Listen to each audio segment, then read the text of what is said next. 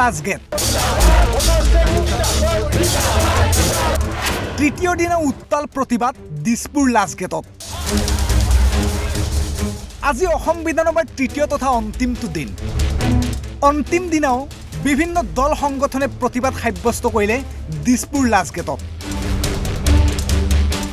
EVM বান গৰাখহনীয়া আৰু কৃষি আইনৰ বিৰুদ্ধে ভোটাৰ্ছ পাৰ্টি ইণ্টাৰনেশ্যনেলৰ গণহুংকাৰ চৰকাৰৰ দৃষ্টি আকৰ্ষণ কৰিবলৈ থাল চামুচ বজাই সাব্যস্ত কৰিলে প্ৰতিবাদ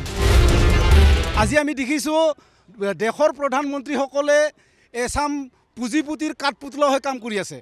যেতিয়া এজন প্ৰধানমন্ত্ৰী আহিলে নীৰৱ প্ৰধানমন্ত্ৰী মুখেৰে একো নামাতে সি খালি এজন মহিলাৰ কথা লৈয়ে তেওঁ দেশখন পৰিচালনা কৰি আছে ঠিক তেনেকৈ সেই নীৰৱ মন্ত্ৰীজন গুচি গ'ল প্ৰধানমন্ত্ৰীজন আকৌ এজন ক'ব পৰা মন্ত্ৰী আহিল প্ৰধানমন্ত্ৰী সি খালি মুখেদি কৈয়ে থাকে কিন্তু ৰাইজৰ কাৰণে একো কাম নকৰে আনফালে আশা কৰ্মীসকলৰ উপযুক্ত মজুৰি আৰু নিয়মীয়াকৰণৰ দাবীত উত্তাল কৰে দিছপুৰ লাষ্ট গেট স্বাস্থ্যমন্ত্ৰী মহোদয়ে কালি প্ৰতিদিনত স্পষ্টীকৰণ দিছে যে কোনো আশা কৰ্মী আৰু ছুপাৰভাইজাৰক নিয়মীয়াকৰণ কৰা নহ'ব